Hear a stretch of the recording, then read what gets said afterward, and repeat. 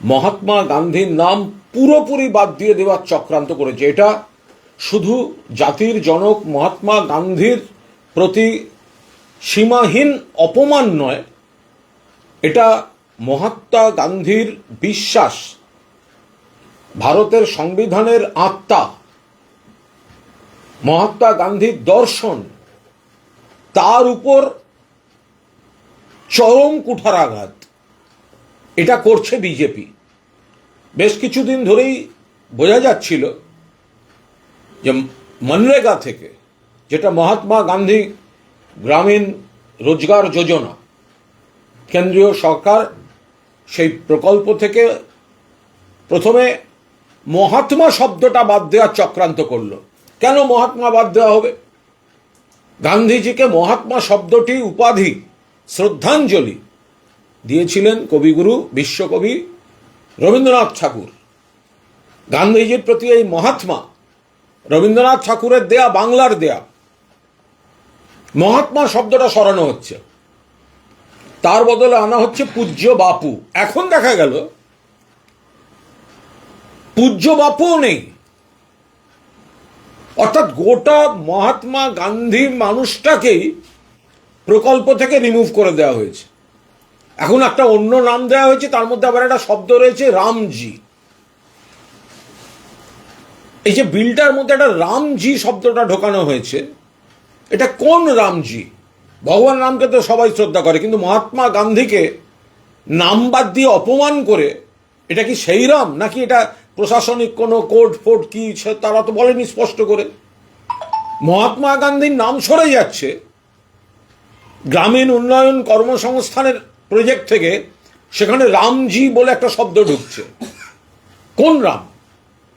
যদি ভগবান রামও হন, তাকে সবাই শ্রদ্ধা করব নিজের নিজের জায়গায়, কিন্তু মহাত্মা গান্ধীর নাম সরিয়ে, নাম কেটে, নাম বাদ দিয়ে মহাত্মা গান্ধীকে অপমান করে রামের নাম আনতে হবে, এটা কোন দেশি সরকারি নীতি?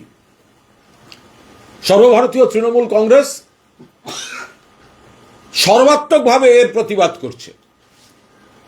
মহাত্মা গান্ধীর নাম রাখতে হবে, মহাত্মা শব্দটি সহ রাখতে হবে। সংসদের ভেতরে, সংসদের বাইরে প্রতিবাদ হবে। এটা শুধুমাত্র একটি ব্যক্তির নাম বাদ দেওয়া নয়। মহাত্মা গান্ধী কোনো ব্যক্তি নন, মহাত্মা গান্ধী জাতির জনক। মহাত্মা গান্ধী একটা বিশ্বাস, মহাত্মা গান্ধী একটা দর্শন, মহাত্মা গান্ধী একটা আদর্শ। যারা মহাত্মা গান্ধীকে হত্যা করেছে এরা হচ্ছে তার শত্রু, মহাত্মা গান্ধীর শত্রু। যারা যে মহাত্মা গান্ধীকে হত্যা করে এরা তার পুজো করে। মহাত্মা গান্ধীকে যে হত্যা করেছে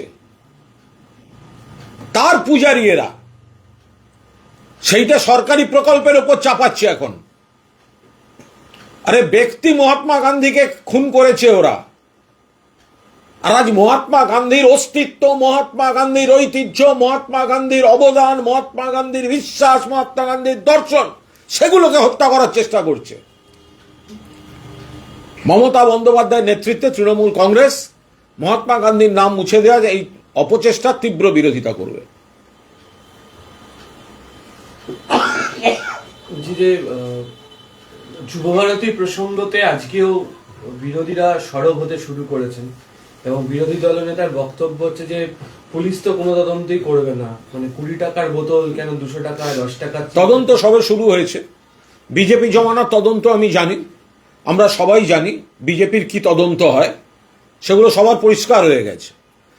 আর এখানে আরজি করেও 24 ঘন্টার মধ্যে কলকাতা পুলিশ দোষীকে ধরেছে, অন্য একাধিক জায়গাতেও ফাঁসির সাজা পর্যন্ত কোর্ট থেকে নিয়ে এসছে। যে ঘটনা ঘটেছে যুবভারতী ক্রীড়াঙ্গনে নিশ্চিতভাবে অনভিপ্রেত, নিশ্চিতভাবে নিন্দার। স্বয়ং মুখ্যমন্ত্রী দুঃখ প্রকাশ করেছেন এবং তদন্তের নির্দেশ দিয়ে দিয়েছেন। তদন্ত একদিকে পুলিশ করছে, অ্যারেস্ট শুরু হয়েছে, তলব শুরু হয়েছে, জেরা শুরু হয়েছে। অন্যদিকে অবসরপ্রাপ্ত বিচারপতি মহামান্য অসীম রায়ের নেতৃত্বে কমিটি করে দিয়েছেন মাননীয় মুখ্যমন্ত্রী। তো তদন্ত শুরু হয়েছে, সেটা না দেখেই যারা এই ধরনের কথাবার্তা বলছে বিজেপি ইত্যাদি, তো যোগীরাজ যে কুম্ভ মেলায় মৃত্যুর মিছিল, পদপিষ্ট, আগুনে মৃত্যু, তখন তাদের তদন্ত, তখন তাদের সরকার বিরোধিতা কোথায় থাকে? কুম্ভ মেলা তো কেন্দ্রীয় সরকার আর উত্তরপ্রদেশ সরকার কার্যত যৌথভাবে করে। উত্তরপ্রদেশ বিরোধীরা কথা বলছে, কদিন আগে বেঙ্গালুরুতে আইপিএলে 30-এর বেশি হতাহত, পদপিষ্ট হয়ে, বিশৃঙ্খলা, তারা এসে কৈফিয়ত চাইছে।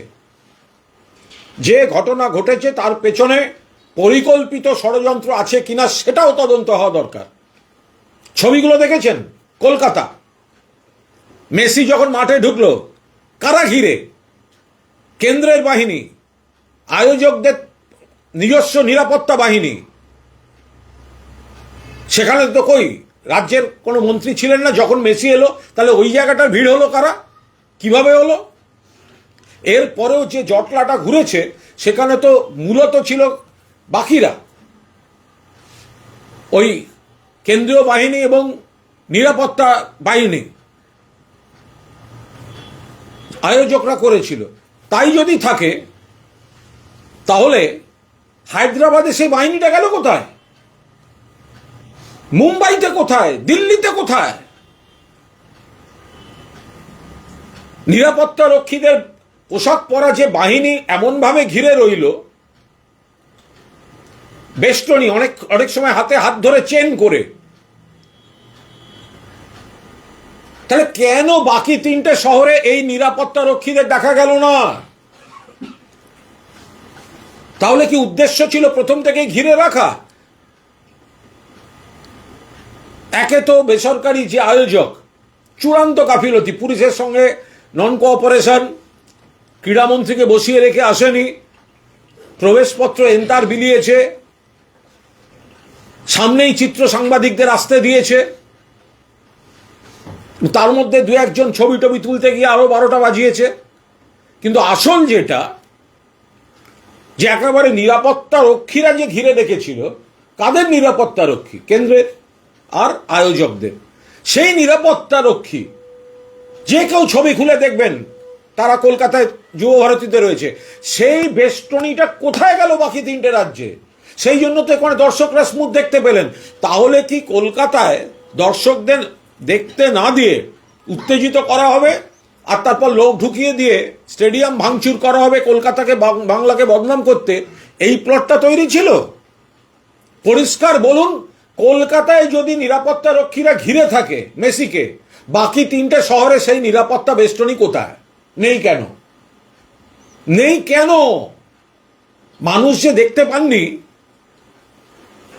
তার মূল কারণ তো ওই নিরাপত্তা বেষ্টনীটা। তার সঙ্গে আরো 3জন যোগ হয়েছে, 4জন যোগ হয়েছে, তাদেরটা তো সমালোচনা তাদের মতো হবে। কিন্তু আসল, আপনি যখন মেসি ঢুকছেন তখন তো একেবারে চূড়ান্ত বিশৃঙ্খলা। তো সেখানে তো কই রাজ্যের ক্রীড়ামন্ত্রী ছিলেন না, সেখানে তো কেউ বাকিরা ছিলেন না। ক্রীড়ামন্ত্রী তো যাবেনই, রাজ্যে খেলা ক্রীড়ামন্ত্রী যাবেন না। বাট প্রথম কথা হচ্ছে নিরাপত্তা বেষ্টনীর তফাৎটা আপনারা যারা সবাই দেখছেন তুলনা করে দেখবেন। কেন কলকাতায় বাড়তি লোক দিয়ে মেসিকে ঘিরে দর্শকদের বঞ্চিত করা হয়েছে? কার মস্তিষ্ক প্রসূত?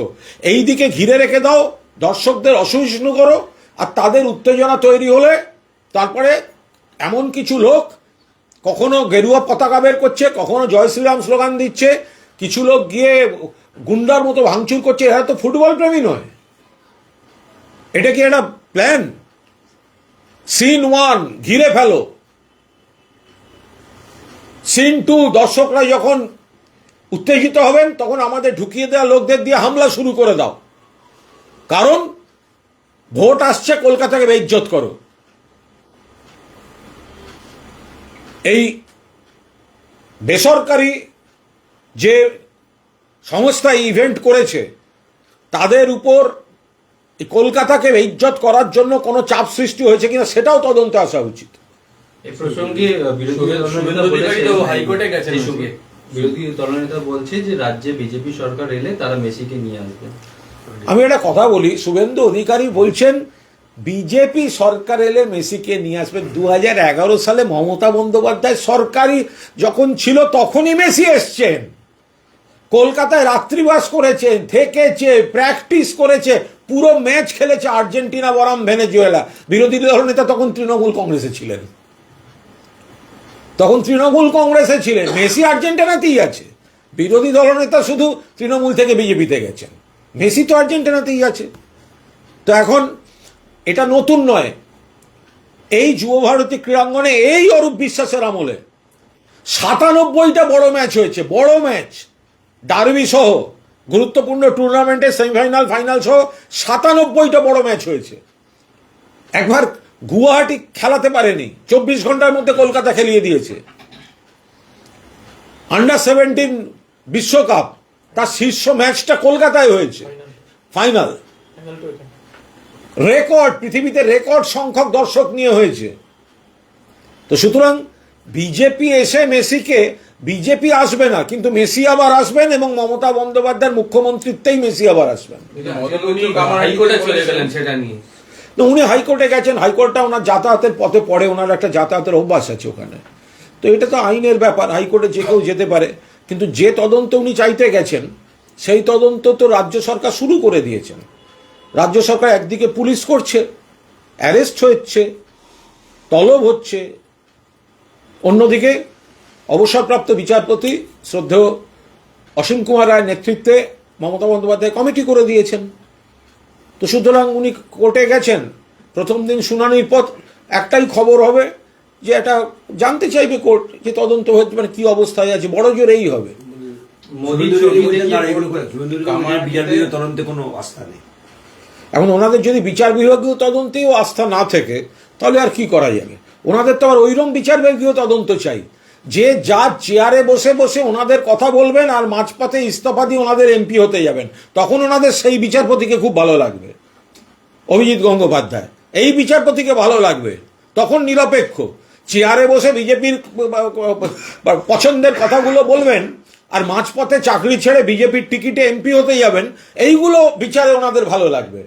আর যদি কোনো নিরপেক্ষ মানুষকে দিয়ে, বিচার বিভাগীয় কোনো ব্যক্তিকে দিয়ে কোনো তদন্ত কমিটি গঠন করা হয়, সেটা ওনাদের আস্থা নেই, ওনাদের আবার ওই সব পছন্দ। ইডি সিবিআই তদন্ত দরকার, সিপিএমও মামলা করেছে।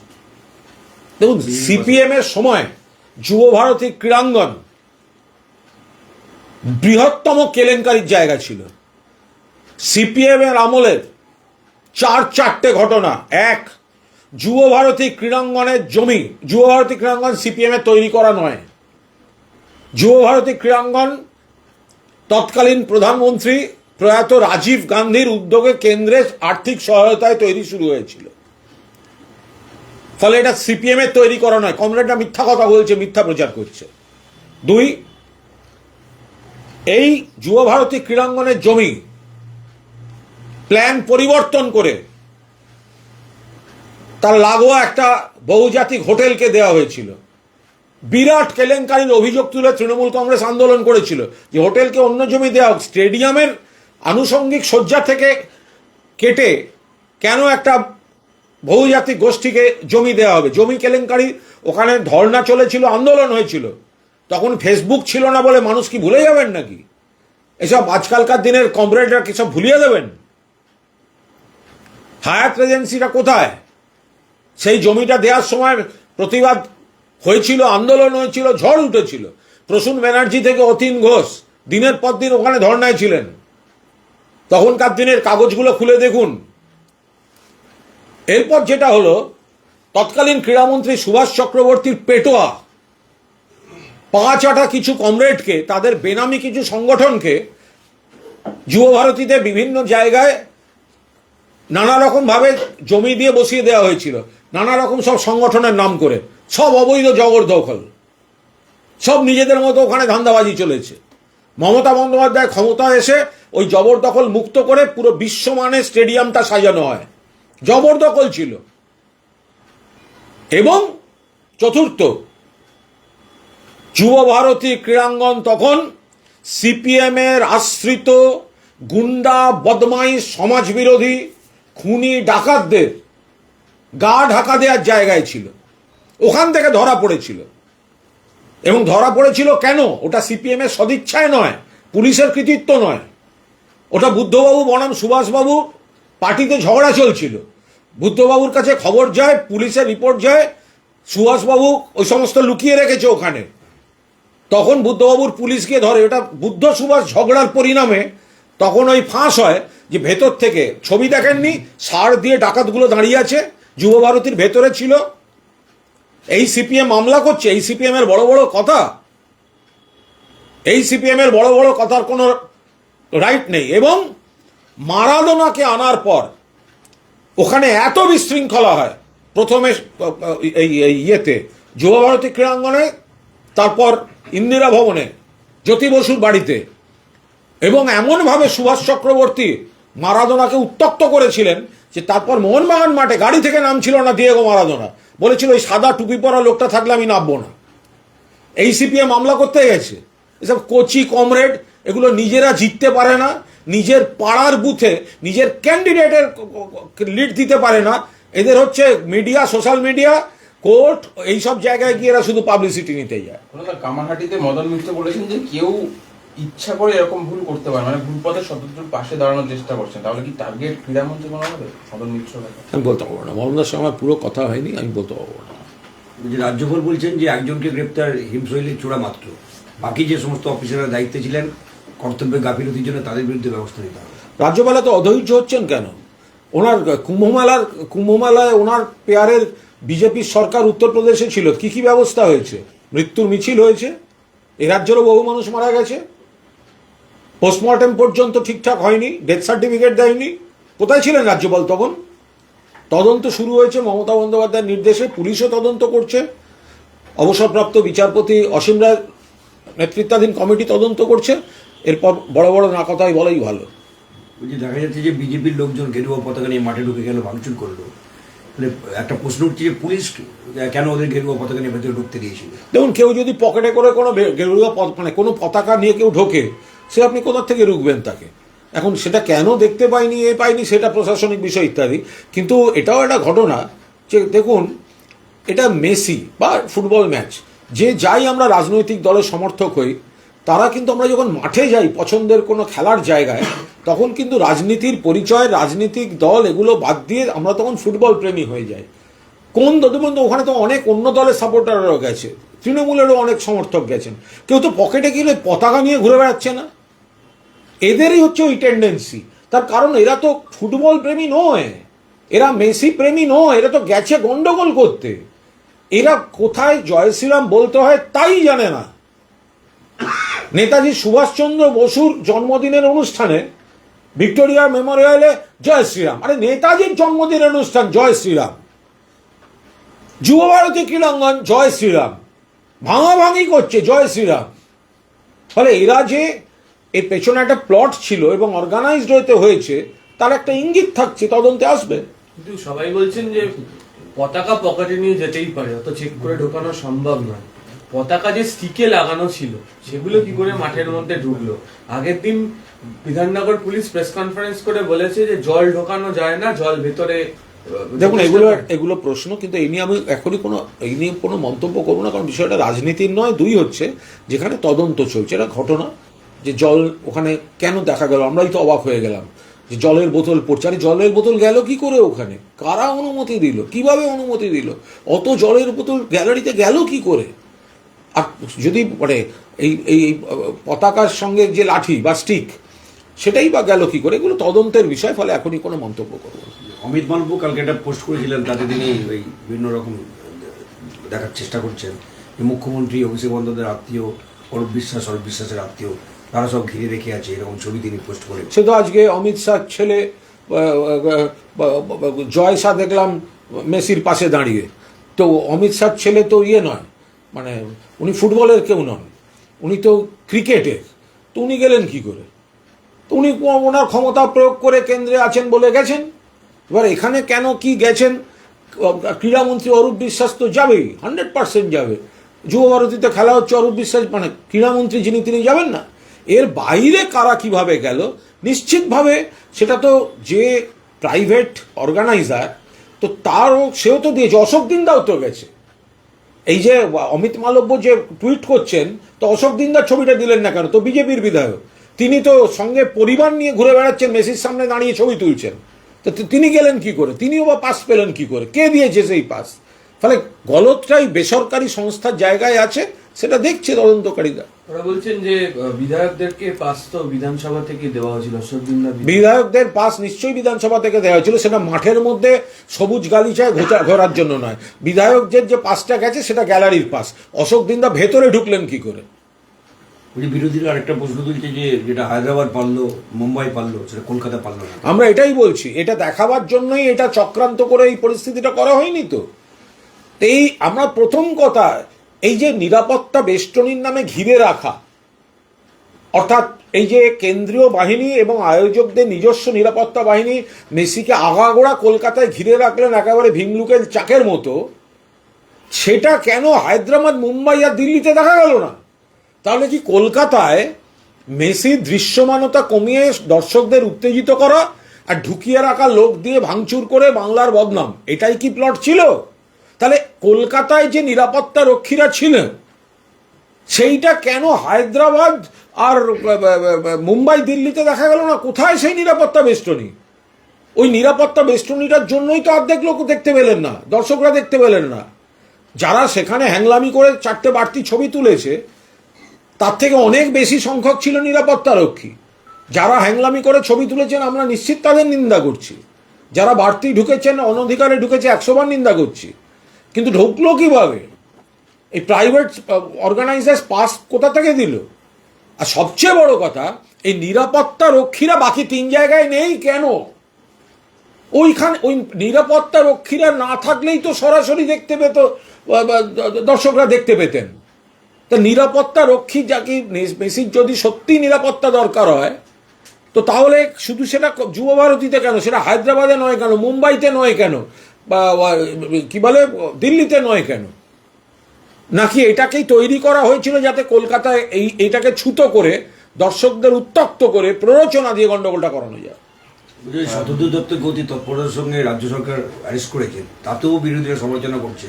তারা বলছে যেভাবে মেসির প্লেন আটকে 5 ঘন্টা প্লেনটাকে আটকে গ্রেপ্তার করা হয়েছে, আসলে রাজ্য সরকার শতদ্রু দত্তের গায়ে সমস্ত দায় চাপিয়ে দিয়ে তার দায়িত্ব থেকে সরে আসা। সবে তদন্তটা শুরু হয়েছে, তার আগে এই ধরনের মন্তব্য করা ঠিক নয়। পুলিশ তদন্ত করছে, মহামান্য অবসরপ্রাপ্ত বিচারপতি অসীম রায় কমিটি মমতা বন্দ্যোপাধ্যায় মাননীয় মুখ্যমন্ত্রী গড়ে দিয়েছেন, তদন্ত করছে। তার আগে এই ধরনের মন্তব্যগুলোর করার কি অর্থ হয়? এবং যিনি মূল আয়োজক, এটা তো সরকারি প্রোগ্রাম ছিল না, এটা বেসরকারি, তো সুতরাং তাকে গ্রেপ্তার করেছে, তার কাছে জিজ্ঞাসাবাদ করা হচ্ছে, বিপুল অনিয়মের তাদের তরফে অভিযোগ আসছে, তো সেগুলো পুলিশ জিজ্ঞাসাবাদ করবে না?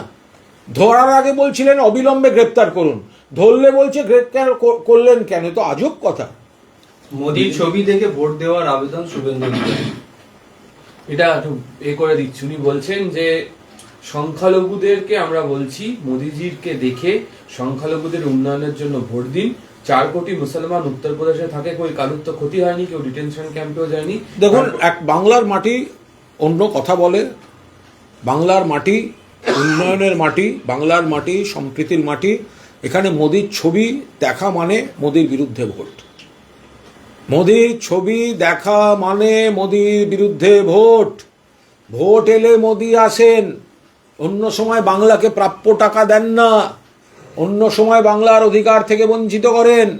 হিন্দুকেও করেন, মুসলমানকেও করেন, খ্রিস্টানকে করেন, সব ধর্মকে করেন, শ্রমজীবী মানুষকে করেন। 100 দিনের টাকা দেন না, আবাসের টাকা দেন না। বাংলাকে অপমান করেন, বাঙালিকে অপমান করেন। বাংলা ভাষা বললে বাংলাদেশি বলে পাচার করে দেন। আর এখানকার নেতারা বলেন অমুক ধর্মের হলে বেছে বেছে বাইরে পাঠাবো, বিধানসভা থেকে চ্যাংদোলা করে বার করব।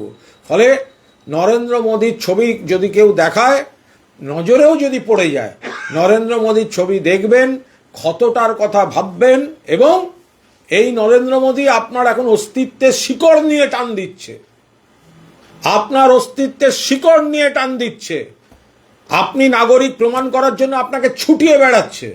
নরেন্দ্র মোদীর ছবি যদি দেখতেও পান, ভোট নরেন্দ্র মোদীর বিরুদ্ধে, আর নরেন্দ্র মোদীদের ঢুকতে পারে একমাত্র তৃণমূল কংগ্রেস মমতা বন্দ্যোপাধ্যায়ের নেতৃত্বে। তাই নরেন্দ্র মোদীর ছবি দেখবেন আর ভোট দেবেন মমতা বন্দ্যোপাধ্যায়ের প্রার্থী। উনি তো বলছেন যে সংখ্যালঘুদের পাশে মোদী সরকার কাজ করে, যে উনি ইউপিতে কোনো ডিটেনশন ক্যাম্পের দরকার পড়েনি। হচ্ছে তো, একসঙ্গে বলেছেন মুসলিমরাই তৃণমূলকে হারাবে। দেখুন দুদিন আগে বলেছিলেন অমুক ধর্মের বিধায়কদের চ্যাংদোলা করে বিধানসভা থেকে বার করবে, উনিই বলেছিলেন। আপনারা ভিডিওটা চালান। আপনারা তৃণমূলের কেউ পুরনো বললে আপনাদের লাইব্রেরি স্টক খুব ভালো, সঙ্গে সঙ্গে বেরিয়ে আসে এত সালে এত তারিখ এত। তো এই কথাটা যখন বলবে এখন ওই কথাটা একবার দেখান যে অমুক ধর্মের লোকেরা বিধায়কদের আমরা সব চ্যাংদোলা করে বার করব, এই শব্দটা দিন, মানুষ উত্তর পেয়ে যাবেন। বাংলা জয় সহজ বিষয় বলছেন সত্য বিজেপি কার্যকরী সভাপতি। কোনো চ্যালেঞ্জই নয়, বাংলা যায় কোনো চ্যালেঞ্জই নয়। হ্যাঁ দেখুন, উনি তো উনি সবে ট্রেনি পদ পেয়েছেন, তো ফলে এই ট্রেনি পদ পেলে একটা একটা একটা চিত্ত চাঞ্চল্য থাকে, কি করি ভাব থাকে। এখন সামনে বাংলার ভোট, তাই বলছেন এখন ওনার একটা জেনে রাখা ভালো, ওনার অনেক আগে যারা ছিলেন তারাও এই কথাটা বলেছেন, এরপর বাংলা। তারপরে নরেন্দ্র মোদীর জমানা তো এরপর বাংলা, বিজেপির সভাপতিগুলো পাল্টে যেতে থাকে, কিন্তু ওই স্লোগান এরপর বাংলা। উনি আজকে ট্রেনি হয়ে এসছেন দলে, বলছেন এরপর বাংলা, খুব সহজ। 10 বছর বাদে ওনার একটা বয়স বাড়বে, তখনও দেখবেন বলছে এই কথাটাই, এরপর বাংলা। বাংলা, এই যে ট্রেনি যিনি এসছেন জেনে রেখে দিন, বাংলা আপনাদের কাছে ভবিষ্যৎবাণী হয়েই থেকে যাবে, ওটা কোনোদিন আর বর্তমান হবে না। আগামীকাল খসড়া তালিকা প্রকাশ দাঁড়াইগুলো শুভেন্দুর আরেকটা এইগুলো এরকম বলছি, শুভেন্দু অধিকারী এখন সংখ্যালঘু দরদের কথা বারবার বলতে চাইছেন। তিনি প্রশ্ন তুলেছেন যে আজকে মুখ্যমন্ত্রী নবান্নে প্রথমে হুগলির একটি ধর্মীয় সভা নিয়ে কয়েকজন ইমামের সঙ্গে বৈঠক করেছেন, তারপরে গঙ্গাসাগর নিয়ে তিনি বৈঠক করেছেন। শুভেন্দু অধিকারী বলছেন যে এখন মুসলিমদের তিনি সন্তুষ্ট করার চেষ্টা করছেন, ড্যামেজ কন্ট্রোল। শুভেন্দু অধিকারী জানেনই না যে একদিকে যেমন গঙ্গাসাগর একটা বিরাট আয়োজন থাকে, এবার মুসলিম ধর্মের ইস্তেমা, ওদের যে পবিত্র কর্মসূচি, সেটা 30 বছর পর, ওরা রাজ্যের ভারতবর্ষের বিভিন্ন রাজ্যে হয়, 30 বছর পর মুসলমান ধর্মের ইস্তেমা, ওদের যে কর্মসূচি সেটা হচ্ছে এবার এখানে হুগলিতে। এবং শুধু সারা বাংলা নয়, সারা ইস্তেমা তো সারা বাংলা নয়, ভারতবর্ষ থেকেও তাদের প্রতিনিধিরা আসবেন, কারণ এটা সব রাজ্যে ঘুরে ঘুরে হয়। এবার 30 বছর বাদে বাংলায় হচ্ছে, এবং সেটা আজকে শুধু মিটিং নয়, উদ্যোক্তারা পূর্ণ আস্থা রেখে মমতা বন্দ্যোপাধ্যায়কে চিঠি দিয়েছেন, সহযোগিতা চেয়েছেন, সাহায্য চেয়েছেন। সেই কারণেই মমতা বন্দ্যোপাধ্যায় তাতে সাড়া দিয়ে, যাতে তাদের ধর্মেরও, আমাদের যেমন গঙ্গাসাগর মেলা একটা বিরাট উৎসব হবে কেন্দ্রের কোনো সহযোগিতা ছাড়া, তেমনি মুসলিমদের যখন এবার বাংলায় হচ্ছে, তাঁরাই মমতা বন্দ্যোপাধ্যায়ের সাহায্য চেয়েছেন, সহযোগিতা চেয়েছেন। মমতা বন্দ্যোপাধ্যায় তাতেও অন্য রাজ্য থেকেও যে প্রতিনিধিরা আসবেন, কোনো অসুবিধে যাতে না হয়, এটা হুগলিতে হবে, ফলে হুগলি জেলায় হবে। তো সেই জন্য তিনি জানেন না, এখন সে কথা বলেন কেন? এই যে ইস্তেমার উদ্যোক্তারা, তারা মমতা বন্দ্যোপাধ্যায়ের কাছেই সহযোগিতা চেয়েছেন, শুভেচ্ছা চেয়েছেন, এবং মমতা বন্দ্যোপাধ্যায় তাদের সেই সহযোগিতাটা করছেন। শ্রমিক ভট্টাচার্য তিনি বলছেন অমিত শাহের কাছে দেখা করতে গিয়েছিলেন, বলছেন যে বাংলার ডেমোগ্রাফি খুব দ্রুত বদলে যাচ্ছে। দেখুন, অমিত শাহর কাছে কে যাবে আর কার ছবি বেশি দেখানো হবে, এই নিয়ে শুভেন্দু অধিকারী এবং শ্রমিক ভট্টাচার্যের মধ্যে একটা প্রচণ্ড টানাপোড়েন চলছে। সকালে শ্রমিকবাবু যান, তো সন্ধ্যাবেলা শুভেন্দু অধিকারী হলদে গোলাপ নিয়ে হাজির হন। আবার যদি শুভেন্দুর ছবি দেখেন, তাহলে দুদিনের মধ্যে আবার শ্রমিক ভট্টাচার্য চলে যায়। মানে কে অমিত শাহের সঙ্গে ছবিটা কে দেখাবে? দেখালে রাজ্য বিজেপিতে তাদের একটা নিজস্ব গুরুত্ব বাড়ায়। এর সঙ্গে বাংলা রাজনীতি এগুলোর কোনো সম্পর্ক নেই। আসলটা শুনে রাখুন, শ্রমিক ভট্টাচার্য এখনো রাজ্য কমিটি ঘোষণা করতে পারেননি, কারণ শুভেন্দু অধিকারী ভেটো মেরে আটকে রেখেছেন অনেক নাম নিয়ে। দুপক্ষ যাচ্ছে ভেতরে ওইসব কমিটি ইত্যাদি আলোচনা করতে, বিজেপির ভেতরের গোষ্ঠী লড়াই চলছে, বাইরে এসে বলছে আমরা বাংলা নিয়ে আলোচনা করে এলাম। একদম ভুল কথা। ডেমোগ্রাফি বদলে ওটা প্রেসকে বলছে, ভেতরে বলেনি। ভেতরে কমিটি পাস করাতে গেছিল, যেটা শুভেন্দু আটকে রেখেছে। আগামীকাল খসড়া তালিকা প্রকাশ হতে চলেছে, যদি 1.5 কোটির বেশি নাম বাদ যায়, তাহলে কি কোনোভাবে শাসক দলের কোনো সমস্যা হবে? শাসক দলের কোনোটাতেই কোনো সমস্যা নেই। যা ভোটার তালিকা হবে, সেই ভোটাররা উন্নয়নের স্বার্থে মানুষকে ভোট দেবেন, মিটে গেল। এবার আমাদের দেখতে হবে যে কোনো বৈধ ভোটারকে বাদ দিচ্ছে কিনা, বৈধ ভোটারকে হ্যারাস করছে কিনা। ফলে আমাদের আশঙ্কা বিজেপির নির্দেশে এই জাতীয় নির্বাচন কমিশন বাংলায় বেছে বেছে কয়েকটি জায়গায় বৈধ ভোটারদেরকে হয়রান করতে পারে। ফলে আমরা সতর্ক থাকছি। আমাদের মমতা বন্দ্যোপাধ্যায় শীর্ষ নেত্রীর নির্দেশে আমাদের সমস্ত কাল ওটা বেরোনোর সঙ্গে সঙ্গে আমাদের আবার প্রত্যেকটি বুথে বুথে কাজ শুরু হয়ে যাবে বা নজরদারি শুরু হয়ে যাবে। ফলে এই কাজ আমরা মানে কোনো মতেই আমরা একটু আর একটা জিনিস বলি, এই যে আপনাদের কথায় কথা বলছে না, ভবানীপুর মুখ্যমন্ত্রীর কেন্দ্র, ভবানীপুরে এত ভোটার বাদ, এই যে কথাটা বলছে, আপনাদের একটা কথা বলি, ভবানীপুরে ভোট পড়ে কত, ভোট পড়েছে কত দেখেছেন? ভবানীপুরে কি 90% ভোট পড়েছে? পড়েনি, অনেকটা কম ভোট পড়েছে। তো সেই সংখ্যাটাই বাদ যাচ্ছে। যেখানে মৃত ছিল বা যিনি এখান থেকে চলে গেছেন, যিনি ভোট দিতে যাননি, সেই সংখ্যাটাই বাদের সংখ্যায় আছে। ফলে এই যে ভবানীপুরে এত নাম বাদ গেছে, এবার আমরা এই করব, বিজেপি এই কথাগুলো হচ্ছে অসার বস্তু। মমতা বন্দ্যোপাধ্যায় যা মার্জিন ছিল তার থেকে বেশি মার্জিনে জিতবেন। আর ভবানীপুর কেন, যেখানে যেখানে ভোট, আমি উদাহরণ দিলাম এটা, যেখানে যেখানে বিজেপির কেন্দ্রগুলো ছাড়া বিজেপি যেখানে একটু ঠিকঠাক আছে সেখানে কিন্তু এই পুরো নাম বাদ গেছে কিনা আমার সন্দেহ আছে, ওটা আমাদের আবার স্ক্রুটিনি হবে। কিন্তু এই যে এত নাম বাদ দিয়েছি, আরে ভাই মারা গেছে, বাদ এলাকা থেকে চলে গেছে, বাদ যাবে। এর আগে তোমরা অন্য রাজ্যের ভোটার ঢোকাচ্ছিলে, আমরা অবজেকশন দিয়েছি, বাদ যাবে। তো কোনো জায়গায় তো যদি আপনার দেখেন 80% ভোট পড়েছে, তাহলে তো 20% তো ভোট পড়েনি।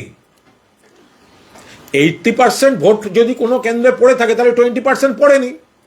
আর বাড়িতে সুস্থ শরীরে বসে থেকে ভোট দিতে যাব না এরকম লোকের সংখ্যা তুলনায় কম।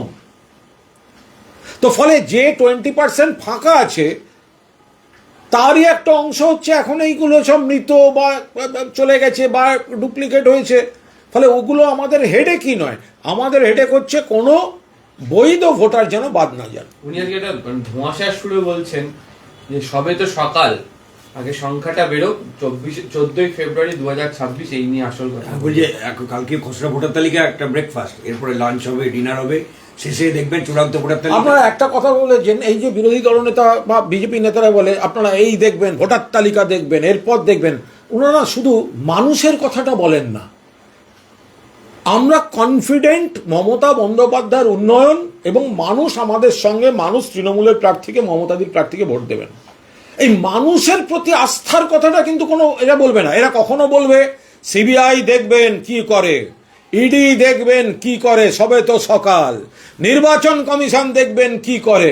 আরে ভাই, মানুষ কি করে সেটা তো আমরা একবারই বলবো, আপনারা সব দেখিয়ে নিন, আমরা একবারই দেখাবো রেজাল্টের দিন মানুষ কি করে।